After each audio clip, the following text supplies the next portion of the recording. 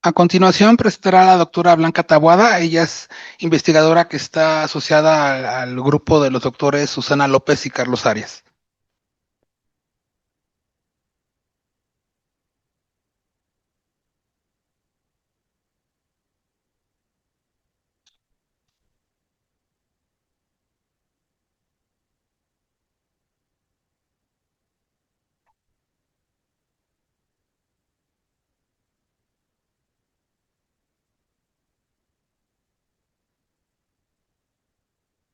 Ujú.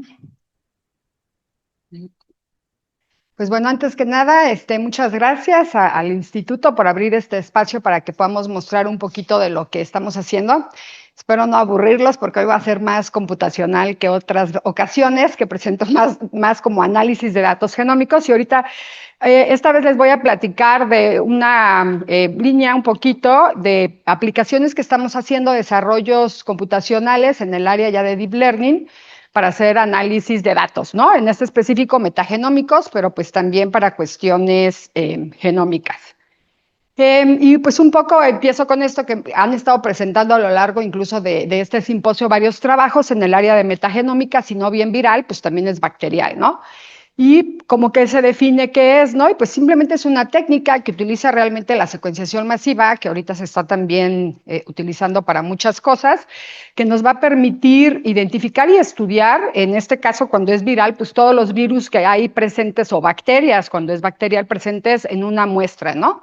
Y una muestra puede ser de cualquier tipo,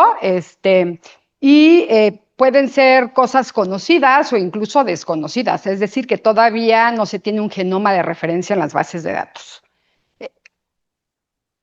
En los procesos que conlleva esto, pues lógicamente cualquier proceso de metagenómica, no importa si es viral o bacterial, o ambos, pues es realmente tener las muestras o el conjunto de muestras que uno quiere analizar, ¿no? Haces tu extracción, muchas veces algunos estudios se van por RNA, otros por DNA y a veces por toda extracción de ácidos nucleicos. Se lleva a cabo la construcción de las bibliotecas en función a qué se esté estudiando. Si es un solo genoma, pues se pesca, por así decirlo, se extrae solamente lo que pertenece al de interés, o cuando es muestra metagenómica, pues va todo, ¿no? Entonces, se mete a la cuestión de secuenciación masiva, donde actualmente ahorita aquí en el instituto el aparato permite generar más o menos esto, 1.000 millones de secuencias, 1.200 o 600 millones cuando son per N, y actualmente podemos meter hasta 600 muestras dependiendo de la profundidad que queramos. Es decir, si estoy ensamblando, por ejemplo, como hemos seguido a SARS, pues con SARS con medio millón, 1 millón tenemos, logramos meter 600 muestras de pacientes al mismo tiempo en una sola corrida, ¿no? Para metagenómica eso no nos alcanza porque no estamos caracterizando algo, una cosa, sino muchos organismos. Entonces requerimos más profundidad, metemos menos muestras. Y a partir de ahí, yo estoy pues en toda esta parte de los análisis bioinformáticos, ¿no? ¿Qué es lo que hay? Y contestar preguntas y encontrar muchas veces respuestas, preguntas biológicas de interés, ¿no? Que sean de interés para uno. Eh, ay, así. Y un poco es qué nos ha permitido hacer toda la cuestión metagenómica en el laboratorio o por qué surgió incluso la necesidad de hacer nuevos desarrollos para nosotros. Y pues no voy a entrar en detalle, pero pues hemos abarcado muchas áreas y estudios en el laboratorio que involucran todas estas cuestiones metagenómicas y ómicas, ¿no? Desde el diagnóstico clínico, nos hemos colaborado con hospitales donde no saben qué patógeno es o qué virus es el que está llegando a infectar, podemos analizar las muestras del paciente y poder identificar cuál es el causante de la infección. En el área de salud, pues esto a partir de SARS, ¿no? Antes de SARS ya hacíamos vigilancia, un poco, pero no como tal vigilancia, sino simplemente teníamos estudios puntuales de cómo está, por ejemplo, RCV o cómo andaba dengue por ahí en otros lados o diferentes patógenos. Cuando se viene la pandemia, pues nos enfocamos, yo creo que gran parte ahora de mi tiempo lo dedico a esto, a la vigilancia, tanto de SARS, estamos siguiendo actualmente influenza, RCV, nos acaban de aprobar el donativo para seguir ahora dengue, que está causando muchos estragos, y un poco ahí solamente secuenciamos esos virus, que ya no es metagenómica, pero inicialmente hacemos eso. Cuando no sabemos o incluso no podemos definir los primers, por ejemplo, para un genoma de interés, pues hacemos metagenómica porque ahí tenemos todo. Y podemos ver, por ejemplo, en SARS a veces nos empezaba a fallar ciertas regiones del genoma, pues decidimos hacer metagenómica y de ahí podemos ensamblar el genoma y ver por qué nos están fallando los primers cuando estamos interesados en algo. Lo mismo pasó para RCB. Entonces, generalmente siempre iniciamos con cosas de metagenómica que nos permite extraer todo lo que hay y a partir de ahí incluso ya podemos hacer diseño de ciertos primers, cosas que sean de nuestro interés. Pues toda esta información nos ha permitido precisamente hacer muchos estudios de evolución, ¿no? Que es lo que hemos estado publicando últimamente, evolución de todos estos virus que estamos siguiendo, pero también hemos tenido muchos proyectos que estos son quizá los de más trabajo y más tiempo, ¿no? Estudios y que no solamente es en nuestro laboratorio, o sea, eso es lo que... Ahí está. Eso es lo que se está haciendo. Muchos están estudiando el viroma humano. Y tiene que ver con salud, ¿no? Y el viroma humano pues, se define como todos los virus que están presentes en nuestro organismo y no solamente, no sé por qué se está yendo. Voy a hacer lo mismo, me quiero mi minuto, no es cierto. ¿No? En esta parte es interesante porque pues uno pensaría que de interés yo en el laboratorio lo que nos interesa mucho son los virus patógenos, los que causan infección hacia el humano, pero la mayoría de los estudios se enfocan a fagos, por ejemplo, y los fagos, ¿por qué? El fagoma, pues porque son los que realmente controlan las comunidades bacteriales, ¿no? Y pues han presentado acá muchísimos trabajos donde precisamente las comunidades bacteriales ya están asociadas a enfermedades, a ciertas disbiosis, cambios en las comunidades que tenemos en nuestro organismo y que se asocia a patologías ya muy establecidas, ¿no? Obesidad, hipertensión, y al final del día, quien controla todas esas comunidades bacteriales son los fagos también. Entonces, está tomando mucho auge todos esos estudios.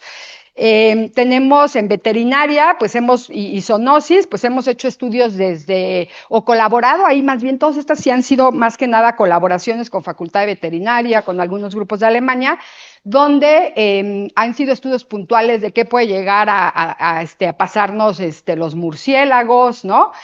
Hasta cuestiones más de veterinaria, de colaboraciones con la Facultad Veterinaria, donde no, pues nos avisan que hay casos raros en cerdos, en Veracruz en una granja, nos mandan las muestras y pues sí sale por ahí que saben que es a lo mejor una hepatitis, pudimos definir que sí es y qué tipo y por qué fue tan agresiva, ¿no? Estudios de ese tipo. Relaciones fago-bacteria, precisamente hemos secuenciado mucho los fagos y tenemos bacterias, entonces estamos empezando a hacer algoritmos que nos permita entablar esas relaciones y que a la larga yo creo que este va a ser uno de los trabajos más importantes porque vamos a poder definir que ahorita no está, como qué fagos específicamente puede llegar a infectar qué bacterias para poder hacer y que se está ocupando en muchos lados como lo de fagoterapias y eso, que no es que lo hagamos, pero sí poder entablar las bases para que se pueda hacer. Y en agricultura, pues también, ahorita hablaban de virus, ¿no? En las plantas, pues sí hemos colaborado por ahí, por ejemplo, que sí, que en Querétaro hubo ahí, que llegó y impuso amarillo todos los nopales, no sabían qué era, ¿no? Entonces ya no permiten exportarlo, son pérdidas, y entonces pues tuvimos colaboración para ver qué virus era, que ese fue un virus nuevo, por ejemplo, que no se había llegado a México cuando lo pudimos identificar.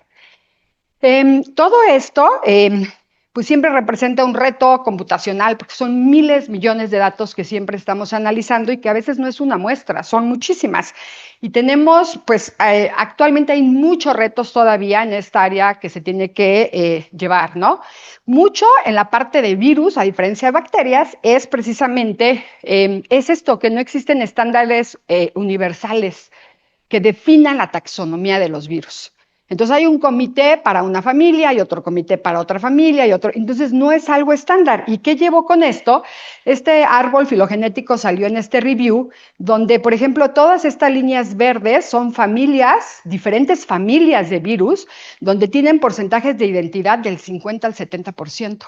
Tenemos virus de plantas que la misma especie, sus genomas entre la misma especie, se parece por ahí alrededor del 80%. ¿No? Mientras hay otros virus de dengue, se parece al 99%. Entonces, no hay un estándar que te permita, cada subcomité define sus propias reglas. Algunos utilizan para definir las cuestiones taxonómicas como géneros, especies, pues utilizan filogenias. otros utilizan identidades de las secuencias, otros utilizan características estructurales, fenotípicas. Entonces, esto ha hecho, la verdad, que la cuestión taxonómica de los virus es un caos total.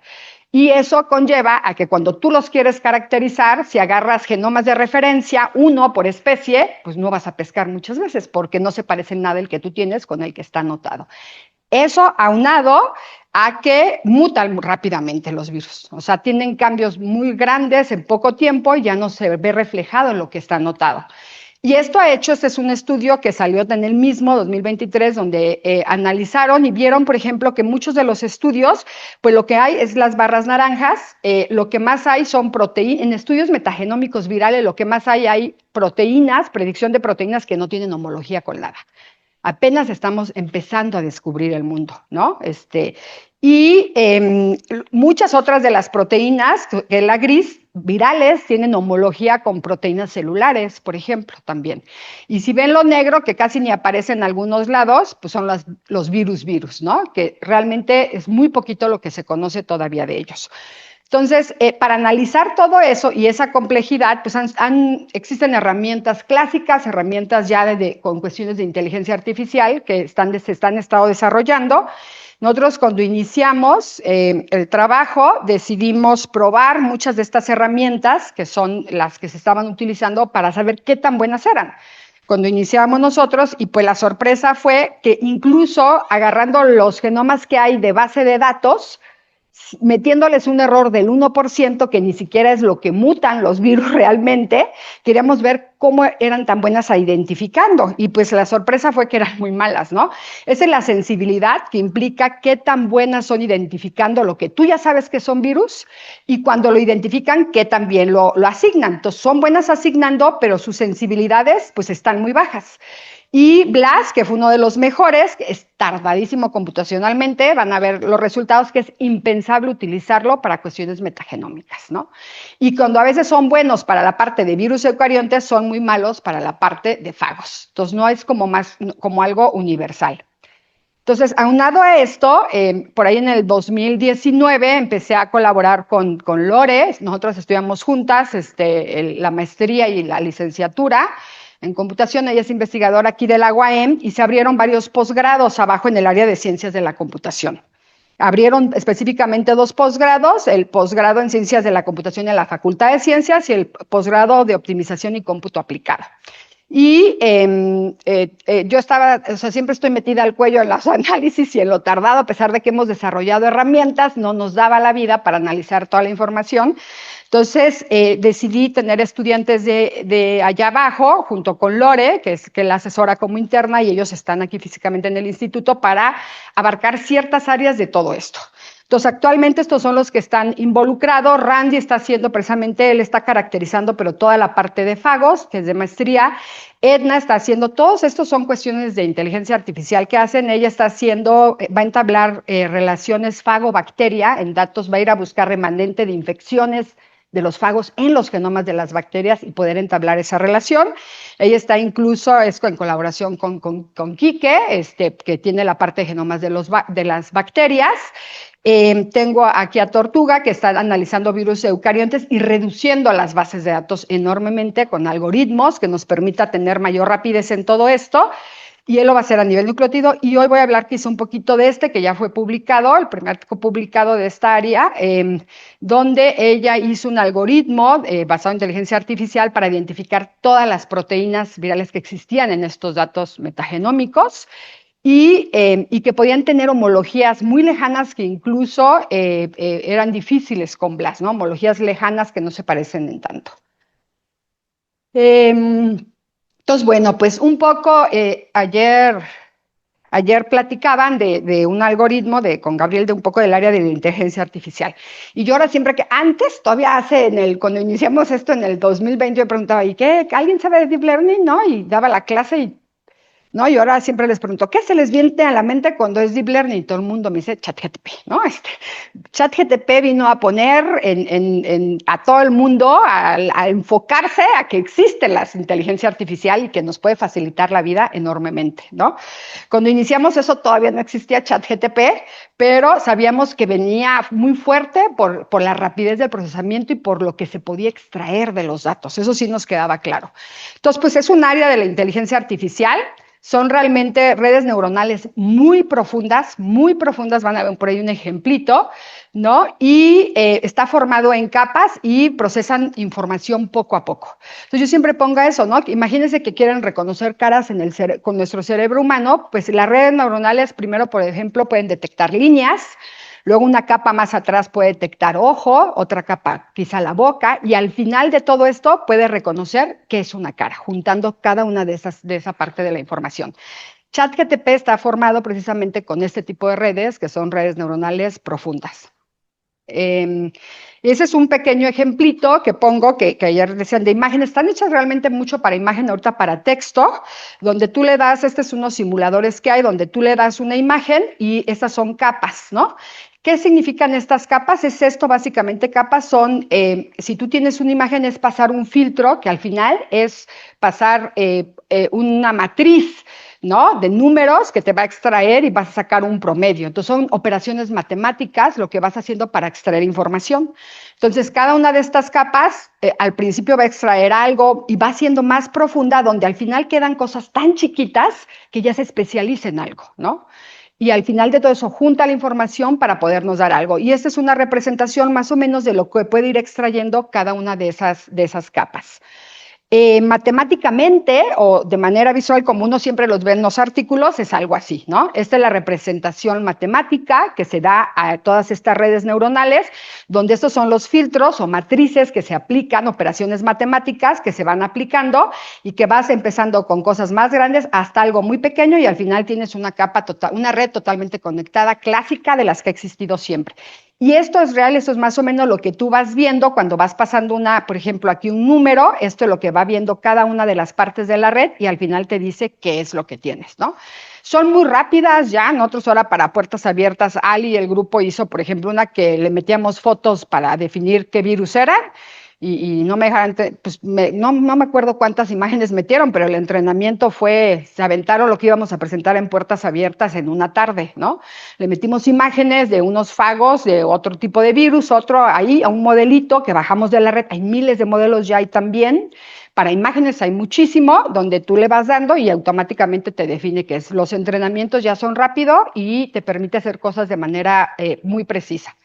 Entonces, en función a esto, pues Ali desarrolló un nuevo modelo, porque no existía para esto, para lo que son, para poder identificar. Entonces, el primer paso, pues, fue bajar, Ali, la estudiante ya se publicó, ya se graduó y ahora está haciendo como postdoc, es bajar todas las secuencias de virus que había en la base de datos. En esa época había cerca de 10 millones. Cuando quitamos redundancias a secuencias idénticas, por ahí del 99% para no tener vías, nos quedaron alrededor casi de 4 millones y dividimos, ¿no? En secuencias de virus que infectan eucariontes y fagos. Íbamos a abarcar solamente uno inicialmente por el tiempo que iba a llevar y que tiene que tener un término, ¿no? Luego, posteriormente, creamos las clases que iba a reconocer nuestro modelo. Entonces, Ali ocupó una clusterización jerárquica en identidad de secuencias. A muy bajas, empezó con una alta de 80 hasta 30. Es decir, creó grupos de proteínas que asumimos que podrían llegar a tener la misma función, pero que dentro del grupo iba a haber elementos que casi no que se parecieran hasta un 30%. Esto iba a implicar que cuando existiera una nueva proteína que pudiera hacer una función parecida a eso, el algoritmo va a ser capaz de reconocerla porque tiene tanta diversidad dentro, pero a la vez son grupos diferentes entre ellos. Entonces logramos identificar 978 tipos de proteínas virales, en lo que estaba anotado. Creamos una clase, solamente una clase de fagos, no queríamos dejar afuera los fagos, pero solamente una clase, pero aquí solamente como que nos va a decir el algoritmo, ¿es fago o no es fago? Y lógicamente tenemos que tener una clase negativa, y como clase negativa decidimos meterle secuencias de todo lo demás, ¿no? O sea, pocas secuencias de arcas, de bacterias, de humano, de tal manera que supiera que ese tipo de secuencias no eran de virus, ¿no? Básicamente. Eh, y a partir de eso, pues esto ya es todo, pues la parte ya más compleja. Cuando uno hace metagenómica, realmente yo siempre digo que es meter a una licuadora y poner ahí a machacar todo lo que el DNA que tienes ahí. Entonces tú fragmentas todo, ¿no? Entonces un poco lo que hay que enseñarle a la red es eso. Entonces cada una de estas secuencias que eran de proteínas virales se partieron en pedacitos y en pedacitos de cámaras subsecuencias que imitaran un poco a lo que sale de la metagenómica o a lo que logras ensamblar en la metagenómica. Decidimos iniciar con 300 aminoácidos, que son por ahí 900, el tamaño de los Contigs. Ya tiene un modelo más pequeño para abarcar todo el ancho. Y viene esta parte, no lo voy a detener tanto, pero es una codificación binaria, o sea, el numerito, son matrices matemáticas que se le meten realmente y hacemos la división, ¿no? Ocupamos 80% para entrenar, 10% para validar y 10% para la prueba. Al final, nosotros entrenamos el modelo casi con 20 millones de secuencias de 300 aminoácidos cada una. Y bueno, lógicamente diseñó muchísimos modelos, quitándole capas, poniéndole, o sea, ahí es donde se empieza la parte divertida y la parte que lleva mucho tiempo. Luego evaluamos, ¿no? Se hace la interfaz y luego ya hicimos un comparativo con herramientas clásicas, con herramientas de deep learning que están saliendo también y vimos tiempos de ejecución, ¿no? Este fue el modelo final, el que sale en el artículo, que se decidió que fue el más óptimo. O sea, no me voy a detener tanto, pero es una red profunda, no tanto como las de ChatGPT, esas son inmensas.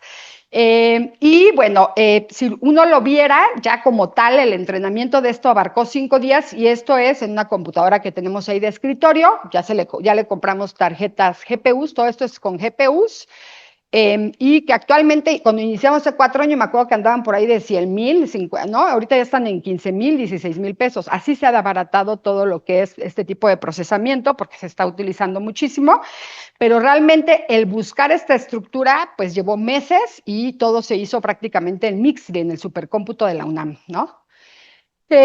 Logramos, se logró realmente una muy, muy buena herramienta donde ya abarcamos 86 familias virales, más de 521 géneros que va a lograr identificar en todos estos grupos y bueno, ya las precisiones que se tiene es de 99%, o sea, logramos reconocer 99% en el entrenamiento.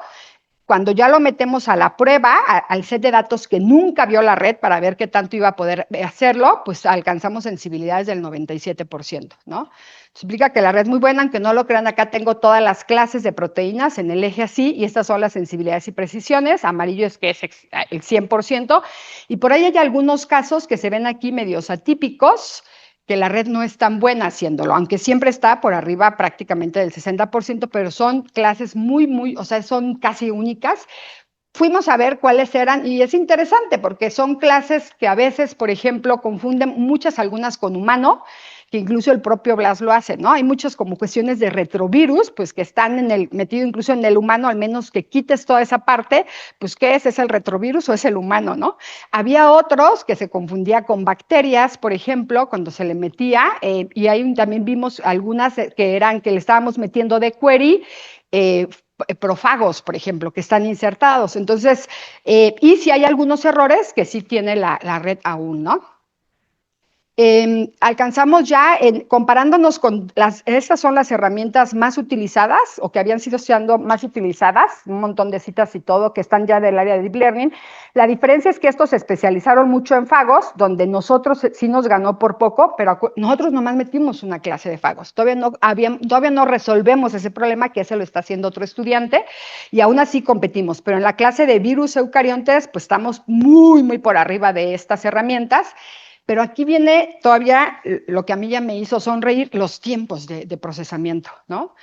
Meter un dato y agarré por ejemplo, 2,500 secuencias grandes de proteínas, ya contigs gigantes que hay que particionar y todo, hacerlo con BLAS y eso es ocupando la misma computadora, ¿no? Una computadorcita de escritorio, o sea, al meterle eso de query, hacerlo con BLAS, eso está en segundos, pero equivale más o menos a 6 días hacerlo con BLAS, ¿no?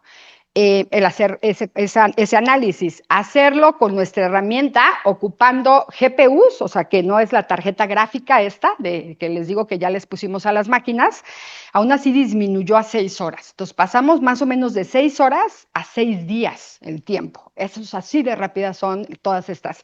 Pero lo que es increíble es que cuando tú utilizas las tarjetas gráficas, ¿no? Las GPUs, que les digo que ya cuestan nada ahorita, nos llevó menos de 3 segundos hacer el análisis, ¿no? Entonces, esto es la rapidez que llegan a dar todas estas herramientas en el área de inteligencia artificial. Entonces, yo siempre digo, es tardado hacer el desarrollo del modelo, es tardado entrenar los modelos, pero una vez que los tienes, te pueden resolver la vida en un par de segundos, ¿no?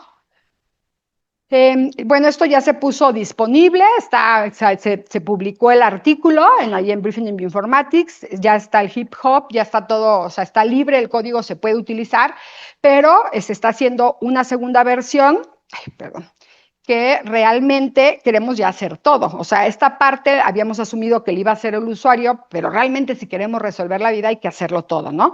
Y es decir, me dan los reads que salen del aparato y les vamos a hacer todo. Limpieza, remover hospedero, hacer el ensamble, todo.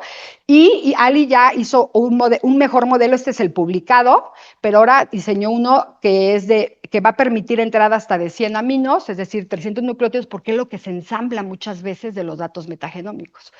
Y va a haber uno de 500 para cuando tengas proteínas más completas. Entonces podremos abarcar ahora sí todo lo que salga de la secuenciación masiva y poderlo hacer de manera muy rápida, ¿no?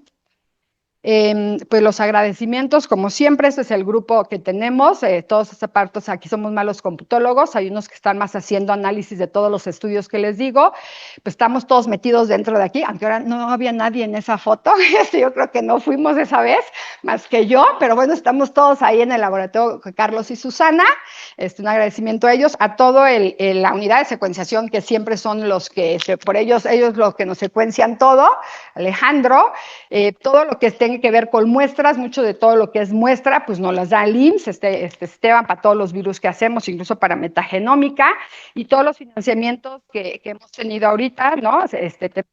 El de Papit, también por aquí, y nos acaban de dar uno de y pues bueno, el reconocimiento enorme a Jerón, su ayuda, y sin la de Juan Manuel no estaríamos haciendo nada, o sea, dependemos totalmente pensable para que nosotros podamos trabajar a gusto y haciendo cosas de análisis, ¿no? Y de mi parte es todo. Gracias.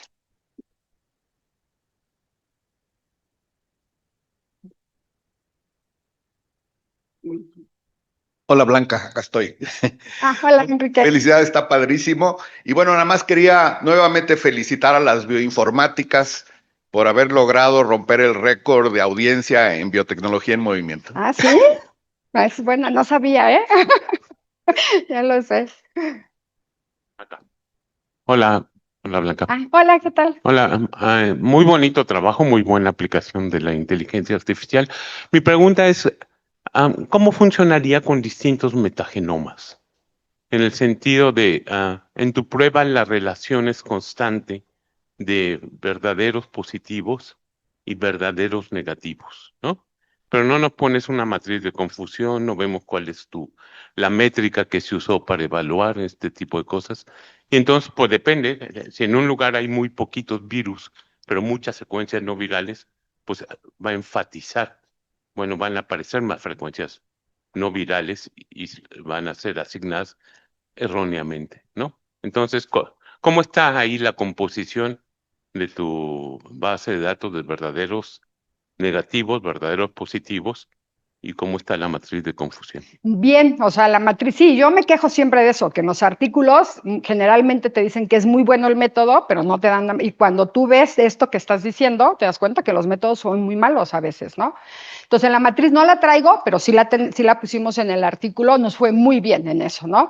Por eso metimos metagenomas, por ejemplo, completos de bacterias solamente, para ver qué tanto de eso decía que era virus y que a lo mejor ni eran, ¿no? Por errores.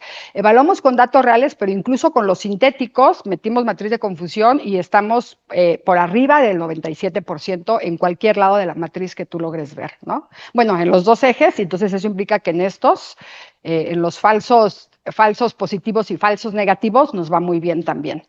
Entonces, y evaluamos, ahorita lo que viene un poco ya es, evaluamos con datos reales, pero he visto trabajos publicados de este tipo y que siempre hablamos con Ali, no inventes, estamos mejor que ellos, y sus artículos están en Nature, ¿no? Pero ellos analizan millones de metadatos. O sea, la gran diferencia es eso. Entonces, nosotros hicimos el desarrollo, mucho de lo que queremos hacer ahora es analizar un montón de cosas de Viroma para poder incluso encontrar nuevas cosas y añadirlas a las bases de datos. Pero nos va bien, la matriz de confusión va excelente. Gracias. Sí. Blanca, acá. Sí, Enrique. Oye, muy interesante, como siempre. Decías que te estorbaba algo el genoma humano en ciertos análisis, ¿verdad? Pero tus estrategias podrían también utilizarse para detectar regiones virales en el genoma humano que no están completamente determinadas, me imagino, ¿verdad? Sí, incluso fue interesante porque había unas que nos mandaba para herpes virus, y así como, ¿por qué no? Entonces ahí sí haces curación manual de ir a agarrar, vas y haces blases, ver qué hay, y eran cuestiones que se parecían a herpes muchísimo del genoma humano, ¿no? Y que nos las mandaba clases de herpes nuestras, ¿no? Entonces sí podríamos llegar a que lo que decíamos, hay aplicaciones como de ese tipo, al revés, ¿no? ¿Qué es lo que hay tengo? Y para las bacterias un poco igual, ¿qué es lo que hay ahí que se parece también a fago, que todavía no se ha determinado que son profagos, ¿no? Sí, porque antes del proyecto del genoma humano ya sabíamos que el genoma humano es un cementerio de virus, Sí. con otras cosas asociadas. Sí, Gracias. Enrique, sí.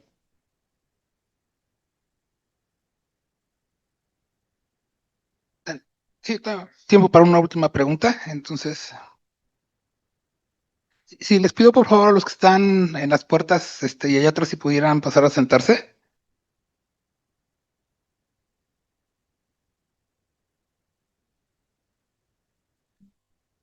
Pues muchas felicidades, Blanca, por tu magnífico trabajo. A mí me llama mucho la atención la pregunta de, ¿existe características comunes en miles de proteínas de eucariotes que comparten todas estas proteínas que son sumamente diferentes, pero distintivas a las de otros grupos como las de fago? O sea, se me hace sorprendente que exista una firma, a pesar de la diversidad de proteínas de los grupos, que sea característica. O sea, eso es lo que se me hace increíble y que ustedes lo puedan detectar, ¿no? Entonces, Sí, fue increíble, ¿no? Hicimos análisis de los grupos y fíjate que la mayoría de los grupos de proteínas sí está casado con una familia específica, por eso es que logramos anotar hasta la familia. O sea, damos anotación de clases, pero podemos llegar a dar hasta qué familia pertenece, ¿no? Pero es interesante que había grupos que sí eran multifamilia incluso, ¿no? Y que cuando tú vas a ver la historia de la taxonomía de los virus, a veces ahí hicieron hasta división, ¿no? Decían que se parecían mucho, entonces ya crearon dos familias diferentes. Pero se ve que tienen proteínas que están conservadas, o regiones dentro de esas, o patrones que se conservan. Entonces, sí hay unos grupos que son como más globales, por así decirlo, y hay unos que son específicos de ciertas familias. Quizá la mayoría son específicos a nivel de familia aquí. Muchísimas gracias, Blanca. Sí.